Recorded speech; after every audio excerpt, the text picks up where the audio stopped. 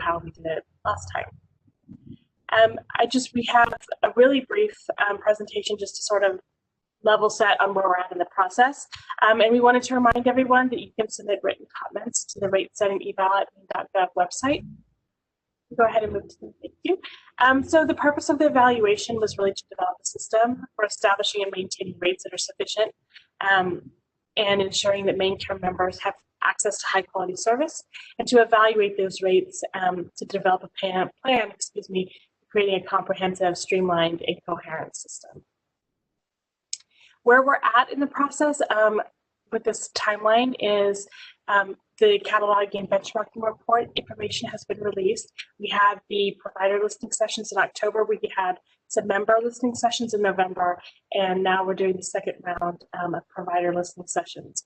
In January and February, we'll be releasing the interim findings and then the final report in February.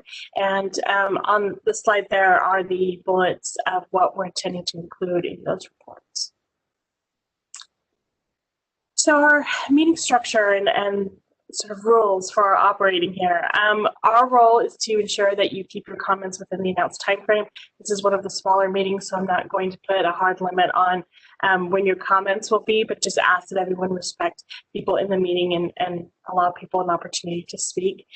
Ensure the comments pertain to generally the topic that we're discussing here, and then to record the meeting and ensure that all the comments are captured. Your role is to, prior to commenting, introduce yourself, your organization, and any services you provide, so we can make sure we're associating comments to the right section of policy.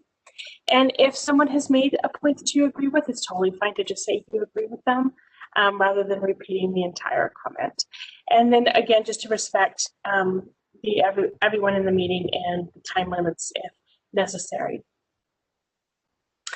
The purpose of today's meeting is really to gather additional points you suggest for consideration regarding rate comparisons, recognizing, like Michelle said, that the actual dollar amount isn't the only factor to consider, especially when comparing against other states' rates or Medicare.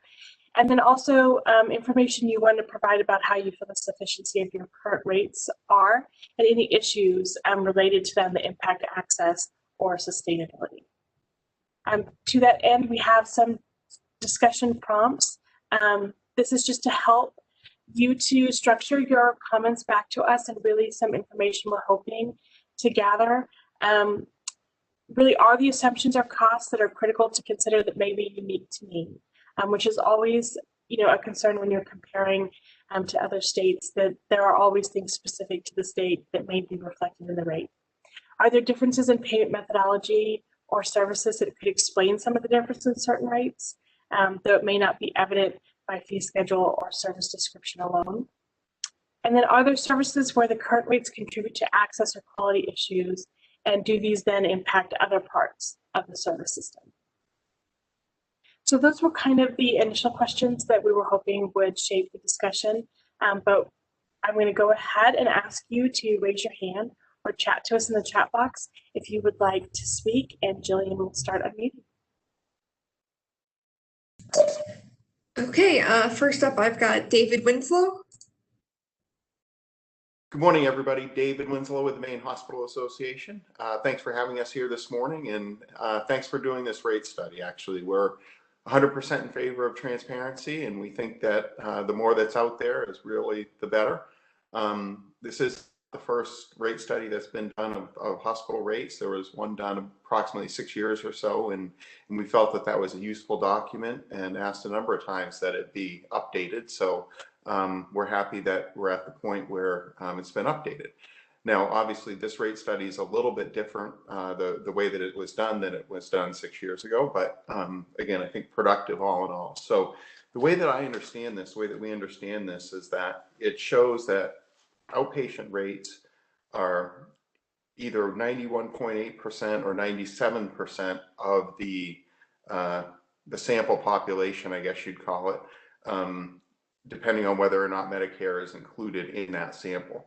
And the inpatient is 102% or 106%, again, depending on whether or not Medicare is included in the sample.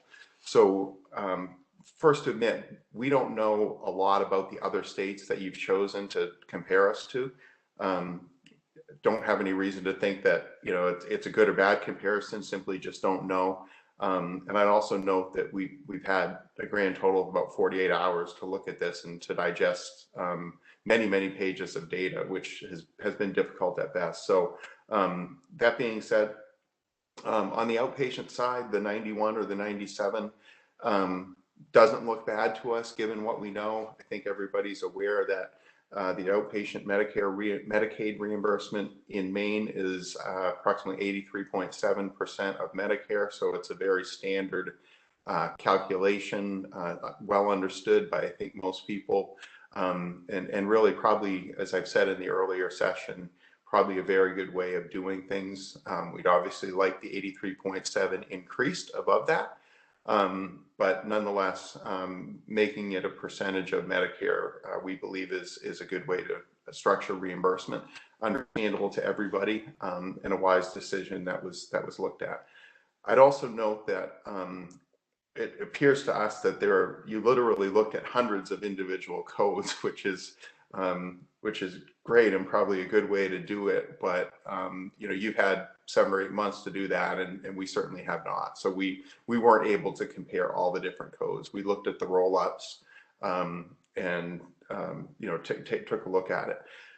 The first thing I would note is that on the outpatient side, as I said, it's 83.7% of Medicare, and I think people are aware that Medicare every year includes what I'll refer to as a cost of living adjustment. There's a different term for it that they use, but largely it's a cost of living adjustment that's applied every year based upon medical inflation. And so what's the effect of that being a percentage of Medicare is that it's increased every year by somewhere typically between 1.5% and 3.3% or so per year. And we think that a cost of living adjustment is a very appropriate thing to have in a reimbursement system. If you look back 15 years or so, Maine had one for all of its hospital reimbursement, actually. The other thing that was decided back in 2012 was that the inpatient reimbursement would not have a cost of living adjustment, and we believe that that's unfortunate, and that's not the appropriate way to set up a reimbursement scheme. So we would ask that be considered as we go forward. So the other thing that I would note is that back in 2012, when the rates were set, the report that was printed states that it was based upon the costs of providing services in 2011, and that's actually not true. It wasn't based upon the cost at all. It was based upon the previous year's Medicaid spend. So in other words, when the rates were set, it looked back at the previous year, what was spent at that time by Medicaid, and it brought it forward, and the rates were based upon that. That's how you ended up with the 83.7. A lot of people ask all the time, you know, why 83.7? Well, it's because that was the level that was spent the year prior. And the same thing happened with the inpatient reimbursement. It was based upon the previous year's reimbursement.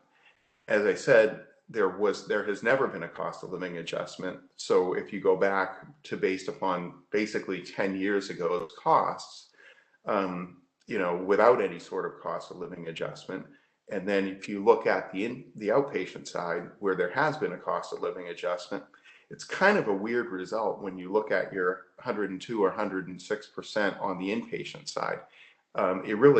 It doesn't really make a lot of sense to us when we take a look at that it would be that high. We think it would, by definition, be a little bit lower.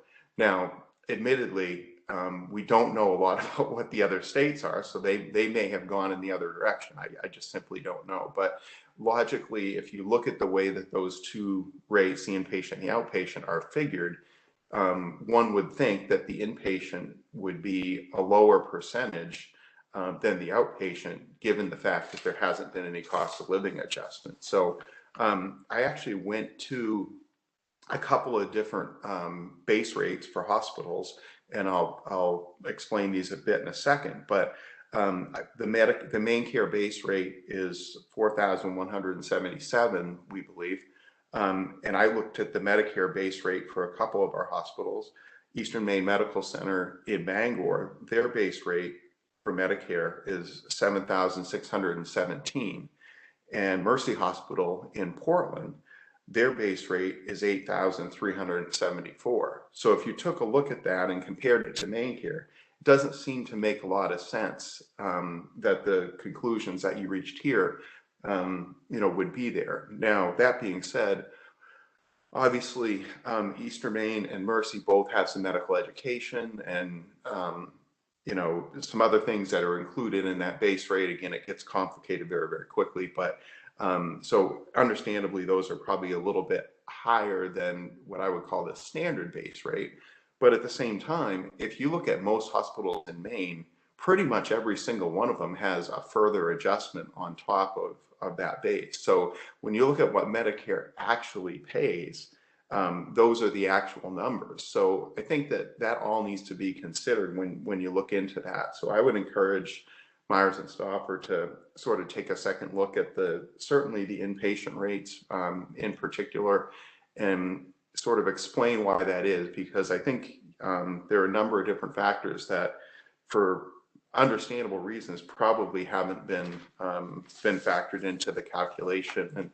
And it may be as simple as just having some further conversations and notes that are in the report to further explain that. Again, I'm not suggesting at all that the calculations were inaccurate. It's just that there are, I think, other different factors in there when you look at what Medicare actually pays to Maine hospitals. And so I would encourage that to be looked at. Again, happy to work with anybody on that.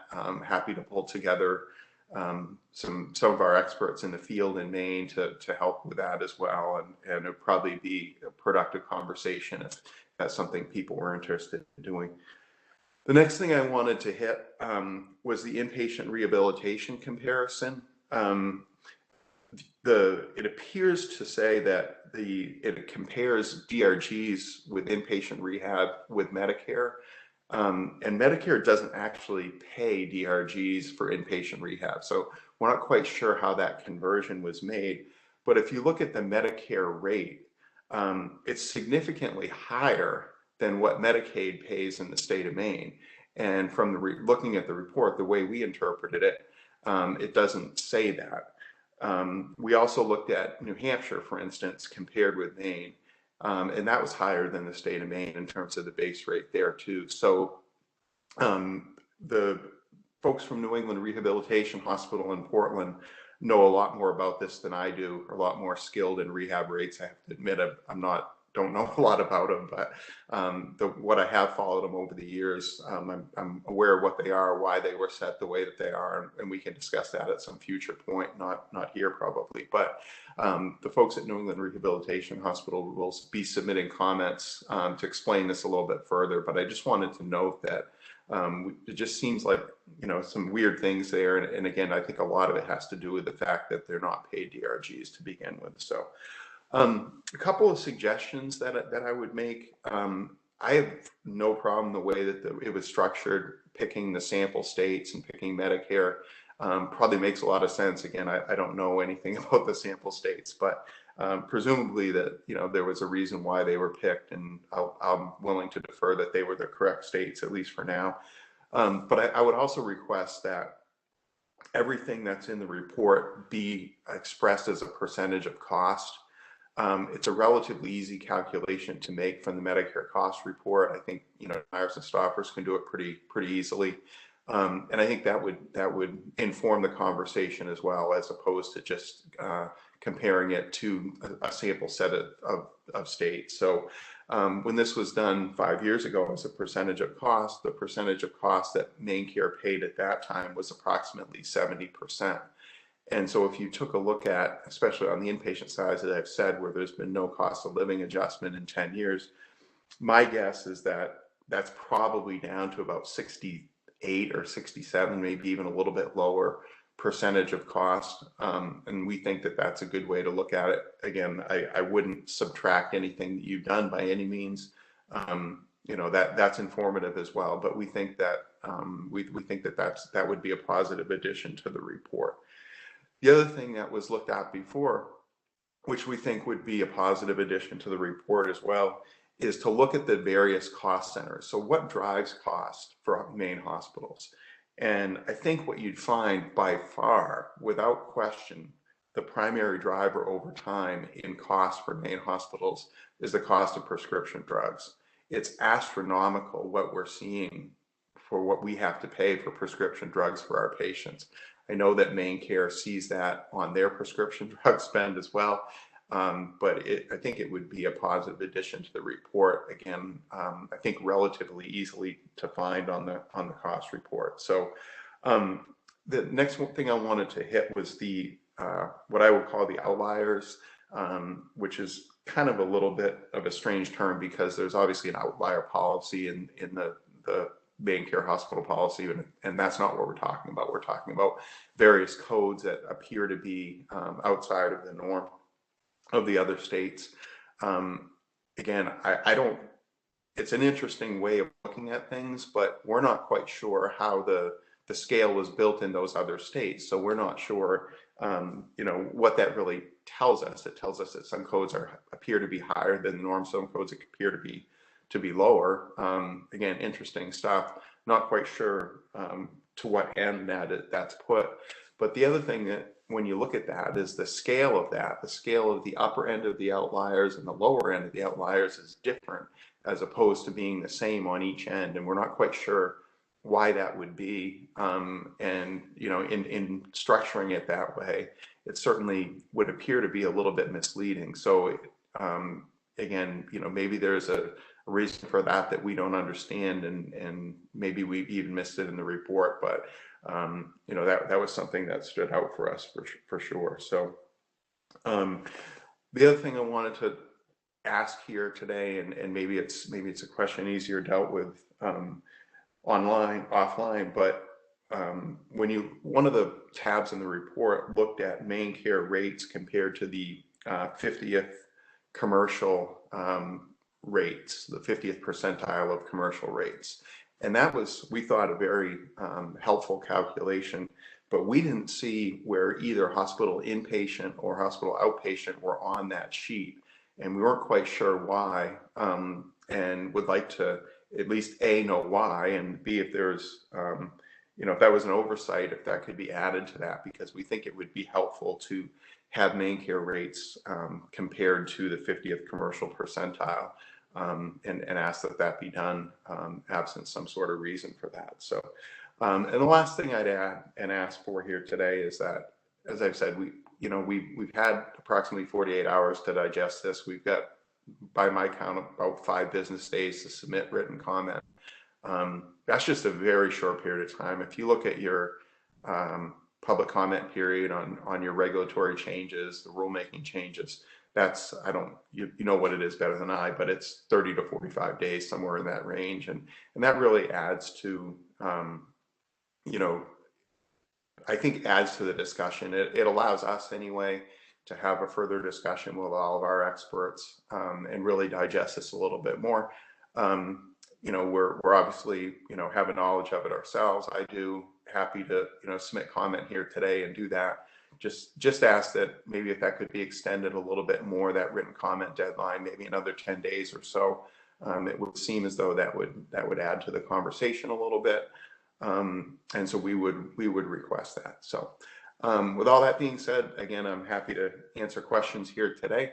And I think it's certainly Michelle and Peter know how to get in touch with me, and hopefully the folks from Myers and Stauffer are happy to reach out as well. And again, if I need to include some of our experts from the field in Maine, I know there are a number of them that are on this call here today, and they'll certainly speak up either here in the very near future if I've said anything that they disagree with, or if they want to add anything to the conversation. I'd certainly welcome anybody else to do that. So with that, I'll stop and answer any questions that people have.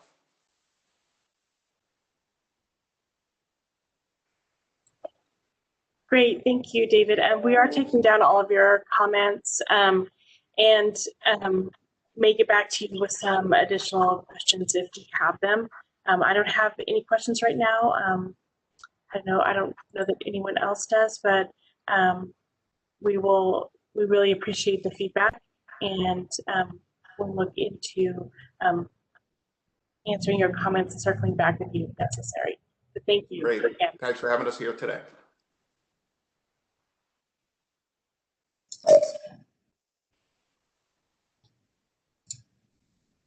Okay, thank you. Next up, I've got Thomas Morgan. Hi, yes, Thomas Morgan, really Skip. Everyone calls me Skip. I'm from Maine Health, Vice President of Reimbursement. I totally agree with everything that has been previously said. And I just wanted to add a couple items to that. As was previously stated, we don't know a whole lot about the other Medicaid programs that are included in the study. And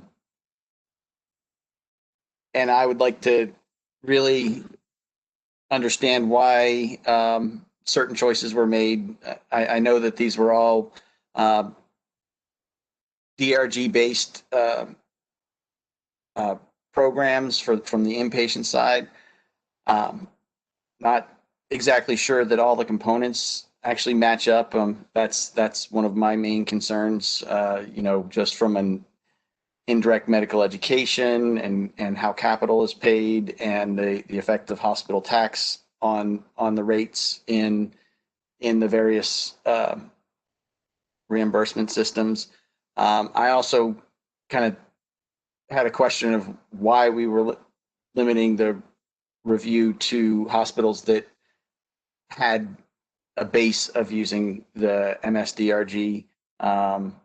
If we're just really looking at it from an overall payment percentage, if that's the or a relative payment percentage, if that's the goal, then should we be looking at other payment methodologies as well? I know that there's limited time and limited resources involved, but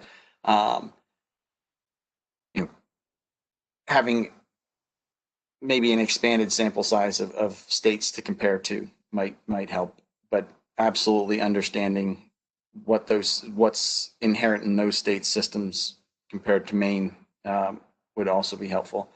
So ultimately it comes down to the time to be able to review all the data that you've provided us. I guess I'm just reiterating the request for more time. Thank you. And I will say, when you pick a strategy for all of Maine care reimbursement, there are sections where it's more difficult. Hospital reimbursement is complicated. I know we put some disclaimers on the bottom of a lot of the summary spreadsheets because when you're trying to compare across states and everyone has different components of hospital reimbursement, it does get very complicated and not as direct as some of the other comparisons for sure. And so I know that we recognize that, and we absolutely welcome written comments and are happy to talk more, about the details. But we also recognize that it's difficult to compare hospital systems in a state, much less across states. So we recognize that there are limitations. I think we tried to put some disclaimers that it doesn't represent the full totality of how hospitals are reimbursed. So any comments you could have, we are absolutely happy to look at those and see if we can provide more information to put more context around the analysis and make it more understandable. So thank you very much. Thank you.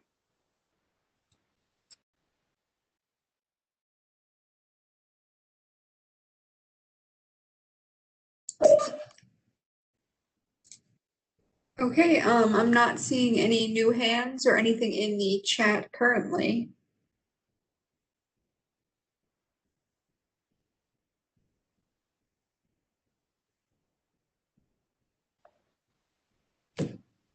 So are there any other comments? I recognize it's a smaller group than others, so I'm going to open it up if there are additional comments that people would like to make at this time.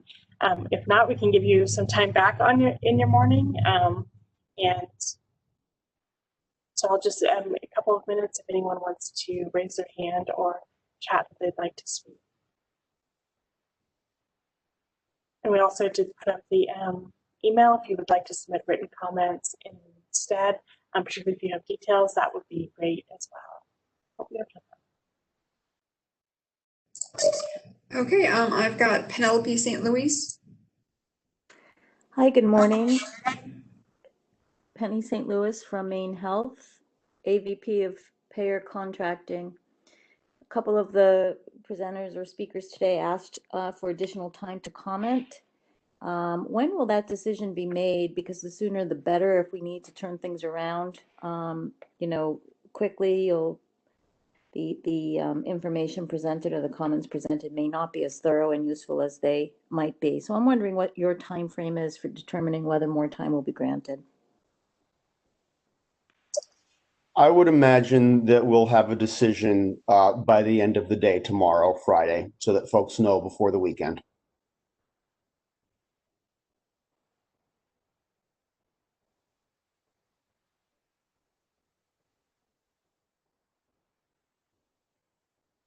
And yeah, thinking about how we would get that out, yeah, we could probably send an email to the folks who had registered for the sessions to let them know.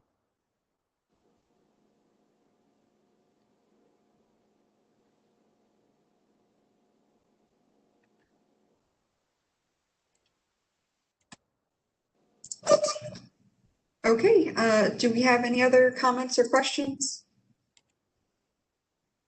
Okay, I've got David Winslow. Yeah, thanks. Again, I just wanted to reiterate, thank you so much for doing this and taking a look at the rates. We really appreciate that and appreciate the opportunity to comment here today and into the future. So thanks, good luck with your work, and happy to work with you on this. Thank you everyone so much for spending your time with us this morning. We truly appreciate it. We look forward to your written comments, and please don't hesitate to reach out. And we again have the email up. So thank you again, and I hope you have a lovely rest of your day.